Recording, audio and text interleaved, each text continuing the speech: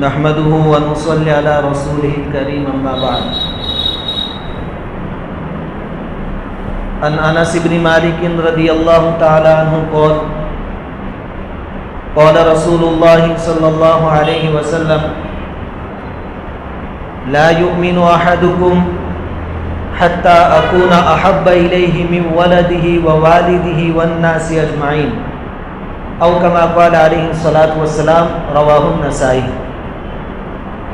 بزرگوں اور پیارے بھائیوں، اللہ رب العزت کا بھی انتہا کرم اور احسان ہے کہ اللہ تبارک و تعالی نے ہم سب کو ایمان کی دولت سے نوازا ہے۔ ایک ایمان والا چاہے کتنا ہی بڑا گنہگار کیوں نہ ہو، شراب کا عادی ہو، چوری ڈکیتی کرنے والا ہو، کبیرہ گناہ جن کو کہا جاتا ہے ان میں مبتلا ہو، اس کی ایمانی غیرت ان بڑے بڑے گناہوں سے اس کو نہ روکتی ہو،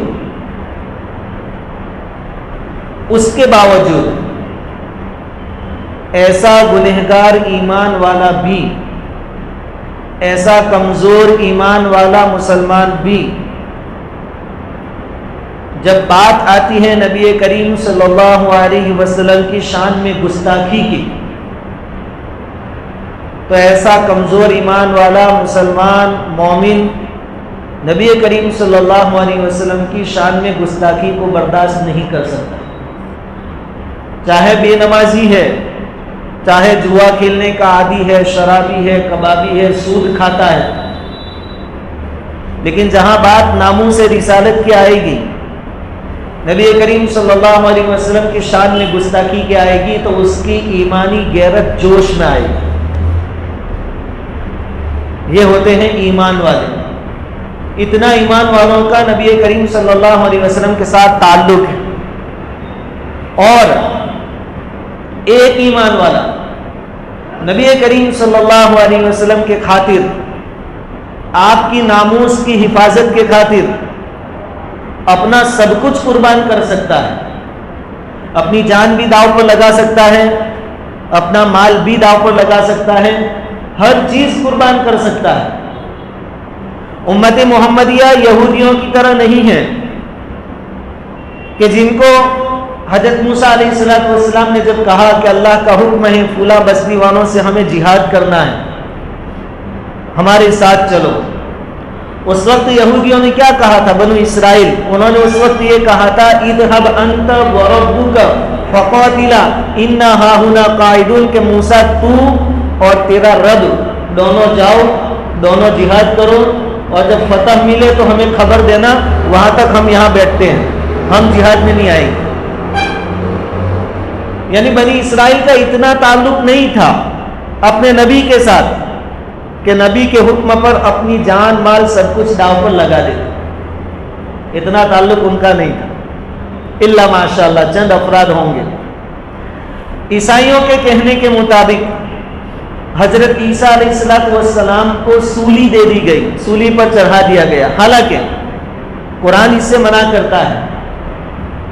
قرآن میں صاف بیان کر دیا وما قتلوہ، عیسیٰ علیہ السلام کو کسی نے قتل نہیں کیا، وما صلبوہ، اور ان کو سولی پر نہیں لٹکایا گیا، ولکن شبہ لہم، یہ معاملہ ان کے اوپر مشتبہ ہو گیا، شک میں پڑ گئے ان کو، تو اللہ تعالیٰ نے آسمان پر اٹھا لیا۔ لیکن تھوڑی دیر کے لیے چلو مانے ان کی بات کہ عیسیٰ علیہ السلام کو سولی دی گئی یا قتل کیا گیا، تو سوال یہ ہوتا ہے کہ کیا عیسیٰ علیہ السلام کے جو ماننے والے تھے ان میں اتنا جذبہ نہیں تھا کہ عیسیٰ علیہ السلام کو بچانے کی خاطر اپنی جان قربان کر دیتے؟ اتنا تعلق ان کا بھی نہیں تھا اپنے نبی کے ساتھ کہ عیسیٰ علیہ السلام کے خاطر اپنا جان مال سب کچھ قربان کر دیتے۔ یہ دولت اللہ رب العزت نے اس امت کو عطا فرمائی کہ ایک مومن جب نبی کی بات آئے گی اپنا سب کچھ قربان کر دے گا، گھر بار سب کچھ قربان کر دے گا، گھر توڑے جا رہے ہیں تو ٹوٹنا منظور کر لے گا، لیکن نبی کی شان میں گستاخی منظور نہیں کرے گا۔ اور ایسے واقعات ہوئے ہیں۔ میں نے آپ کے سامنے ایک روایت پڑھی نسائی شریف کی، اس میں نبی کریم صلی اللہ علیہ وسلم کا ارشاد ہے کہ تم میں سے کوئی آدمی اس وقت تک کامل مومن نہیں ہو سکتا، اس کا ایمان مکمل نہیں ہو سکتا جب تک کہ میں یعنی حضور اس کے نزدیک اس کی اولاد، اس کے ماں باپ والناس اجمعین اور تمام لوگوں سے زیادہ محبوب نہ ہو۔ حضور کی محبت اپنی اولاد سے زیادہ ہو، اپنے ماں باپ سے زیادہ ہو، اپنے رشتہ داروں سے زیادہ ہو، دنیا کی تمام انسانیت سے زیادہ ہو۔ جب یہ حالت، یہ پوزیشن پیدا ہوگی، اس وقت آدمی کا ایمان مکمل ہوگا، ورنہ حضور فرماتے ہیں کہ جب تک یہ پوزیشن حاصل نہیں ہوگی تمہارا ایمان مکمل نہیں ہو سکتا۔ اور یہ حالت ہوتی ہے، ہم میں بھی ہوتی ہے۔ حکیم الامت حضرت مولانا اشرف علی تھانوی رحمۃ اللہ علیہ کے سامنے ایک آدمی نے یہ حدیث بیان کی اور کہا کہ حضرت یہ جو بیان کیا گیا کہ اپنی اولاد، اپنا جان، اپنی مال، اپنے ماں باپ اور پوری دنیا سے زیادہ محبوب ہونے چاہیے حضور، لیکن مجھے تو یہ محسوس ہوتا ہے کہ اولاد کی محبت حضور سے زیادہ ہوتی ہے ہمارے سینوں میں۔ حضرت تھانوی رحمۃ اللہ علیہ نے پوچھا کہ چلو ایک بات بتاؤ، تمہاری اولاد تمہیں بہت محبوب ہے، بہت لاڈلی ہے، بہت چاہتے ہو، اگر وہ اولاد نبی کو گالی دے تو تم کیا کرو گے؟ وہ آدمی فوراً بولا اس کا گلا کاٹ دوں گا اگر نبی کو گالی دی۔ حضرت تھانوی نے فرمایا کہ یہی اس بات کی دلیل ہے کہ اولاد کے مقابلے میں حضور کی محبت زیادہ ہوتی ہے ایمان والے، اور یہ الحمدللہ سب کا پوزیشن ہوتا ہے۔ اور ایسے واقعات کہ مسلمانوں نے، ایمان والوں نے اپنا جان مال سب کچھ حضور کی خاطر قربان کر دیا۔ غزوہ احد کا موقع ہے، ایک صحابی ہے حضرت سعد ابن ربیع رضی اللہ تعالیٰ عنہ، زخمی ہیں، 12 تیر ان کے جسم پر لگے ہیں، 12 تیر، جسم چھلنی ہو گیا، آخری سانسیں لے رہے ہیں، اور احد کے میدان میں ایک طرف پڑے ہوئے ہیں۔ ان کی نظر حضرت ابی بن کعب رضی اللہ تعالیٰ عنہ پر پڑی، انہوں نے ان کو اشارے سے بلایا۔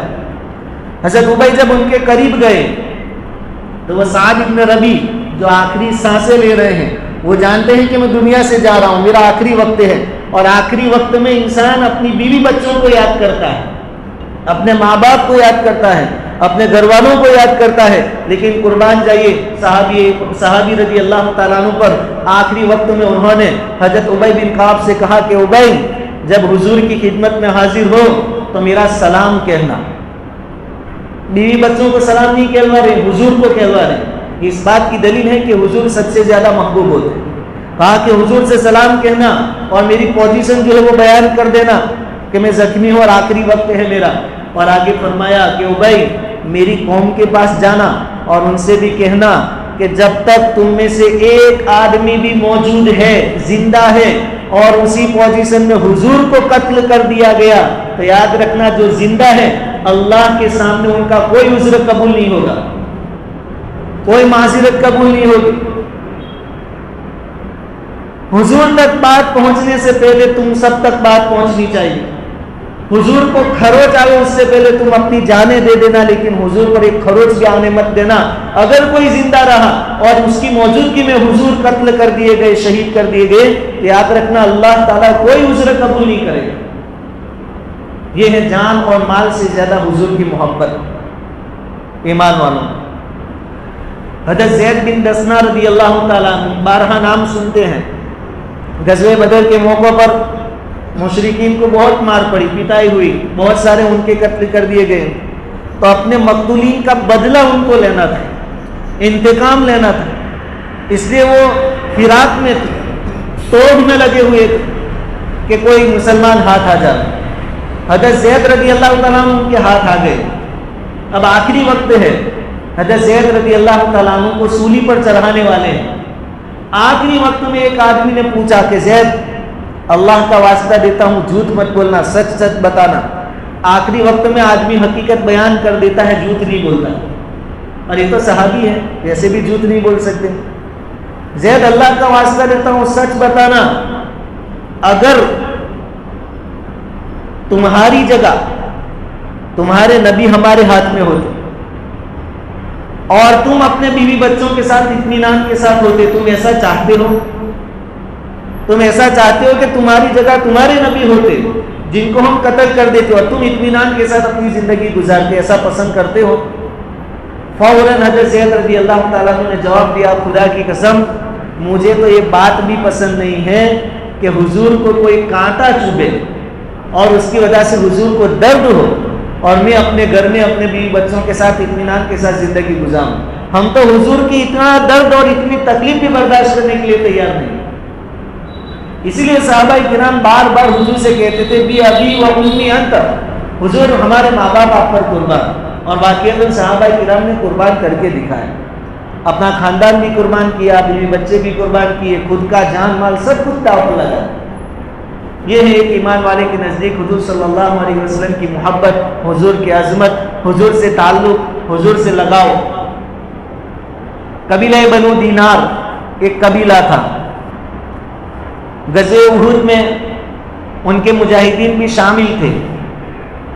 جب جنگ ختم ہوئی، ہمیں معلوم ہے کہ غزوہ احد میں مسلمانوں کی چوک کی وجہ سے، اجتہادی غلطی کی وجہ سے بڑا نقصان ہوا، 70 صحابہ کرام کے شہید ہو گئے۔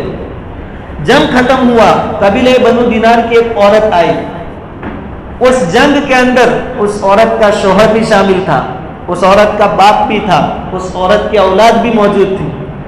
صحابہ کرام نے ان کو خبر دی کہ آپ کے شوہر کا انتقال ہو گیا، شہید ہو گئے۔ اس عورت نے کہا انا للہ و انا الیہ راجعون۔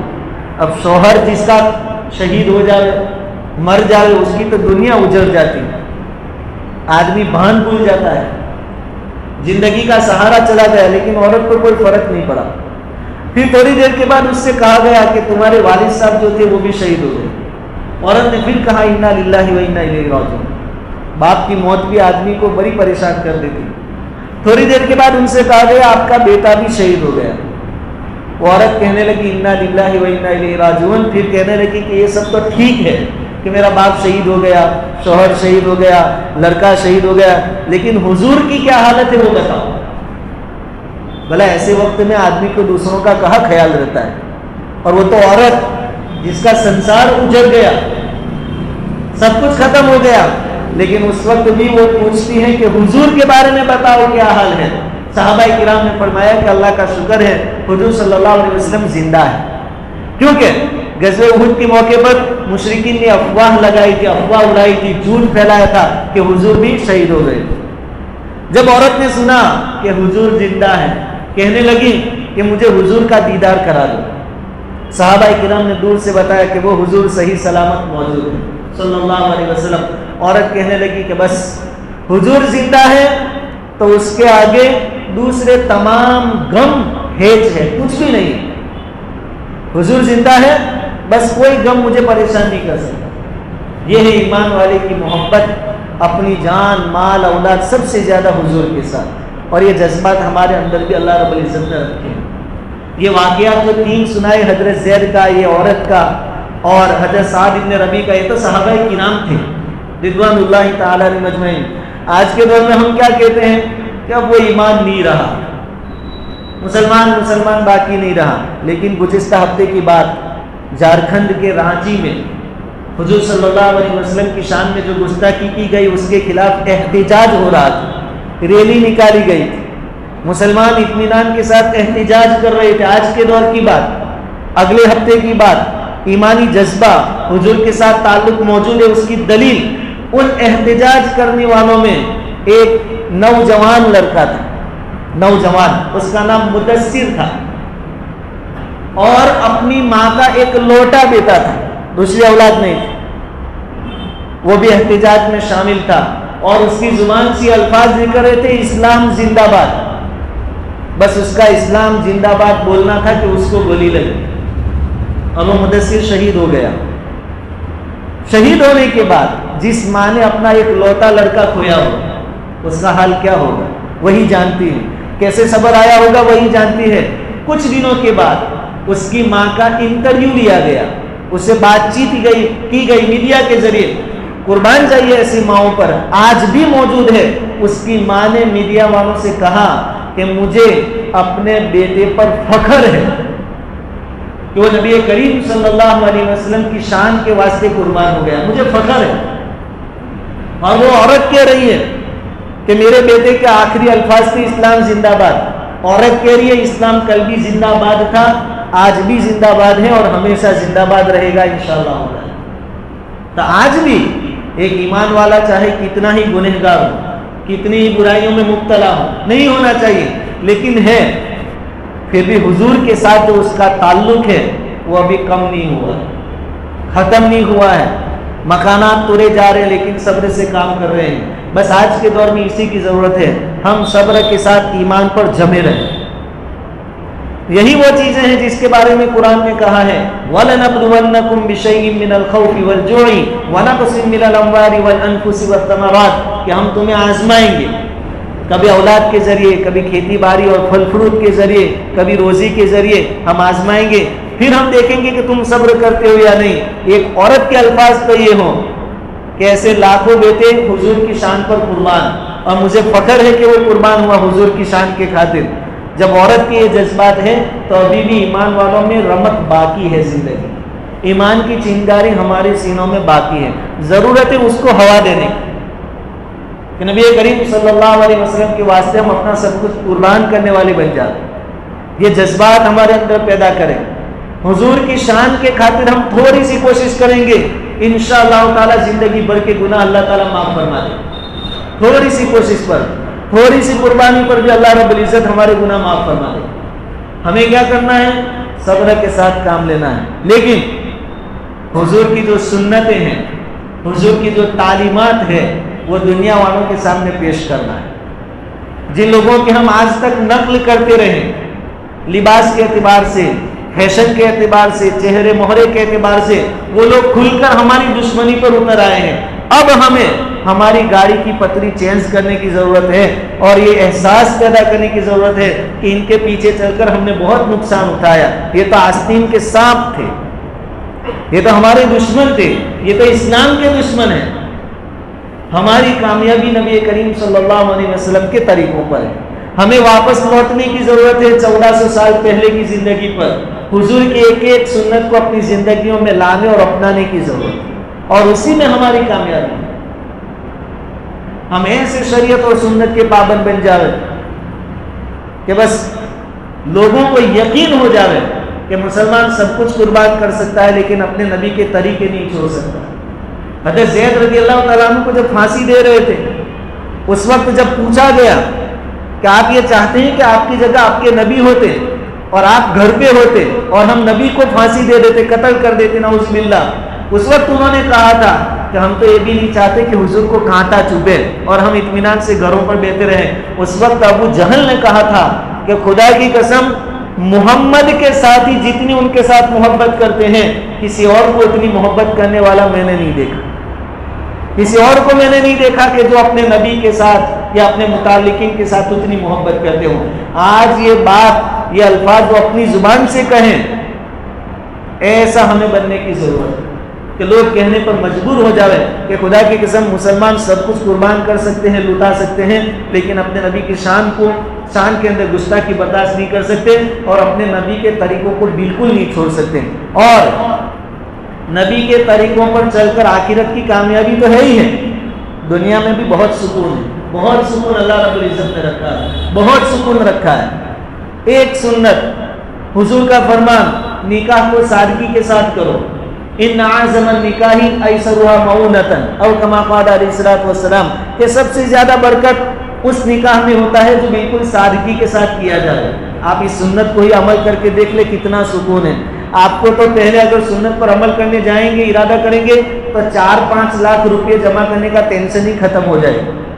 پھر نکاح کے لیے 4-5 لاکھ روپے کی ضرورت نہیں پڑے گی, آپ کو لون لینے کی ضرورت نہیں پڑے گی, قرض لینے کی ضرورت نہیں پڑے گی. کون کیا کہے گا اس کی فکر آپ چھوڑ دیں, کون کیا کہے گا اس کی فکر آپ چھوڑ دیں. زندگی میں سادگی لا کر دیکھیں, سنتوں پر عمل کر کے دیکھیں, ایک دم اطمینان کے ساتھ آپ کی زندگی گزرے گی. اور حضور کا وعدہ ہے, وہ کبھی غلط نہیں ہو سکتا کہ اس میں اللہ تعالیٰ برکت دیں گے, بہت برکت ہوگی ایسے نکاحوں. دوسرے بہت سارے طریقے, ہمارا لباس شریعت اور سنت کے مطابق. آخری وقت میں بھی ہم شریعت اور سنت والا لباس پہن کر یہاں سے رخصت ہو. ہمارا چہرہ مہرا حضور صلی اللہ علیہ وسلم کے چہروں کی طرح ہو. چہروں پر داڑیاں ہو، سروں پر ٹوپی ہو، ہم کیوں ہمارے دشمنوں کی نقل کریں؟ ہم کیوں ان کی فلمیں دیکھنے جا رہے ہیں؟ ہم کیوں ان کی نقالی کریں؟ جو لوگ خود جہنمی ہیں، دوسروں کو جہنم میں لے جانے والے ہیں، اور ان کی دشمنی اب تک ظاہر ہو چکی، کھل چکی، پھر ہم کیوں جا رہے ہیں؟ اس لیے ہماری کامیابی اسی میں ہے کہ حالات جیسے بھی ہو ایمان پر جمے رہیں اور نبی کریم صلی اللہ علیہ وسلم کی ایک ایک سنت کو اپنی زندگی میں اپنانے کی کوشش کریں۔ جذبات تو ہمارے سینوں میں ہے ہی ہے، اور حضور کی محبت ہمارے نزدیک بھی اپنے مال، جان، اولاد سب سے زیادہ ہے، بس اس کو چنگاری دینے کی ضرورت ہے۔ اللہ رب العزت شریعت اور سنت کے مطابق بقیہ زندگی گزارنے کی توفیق عطا فرمائے۔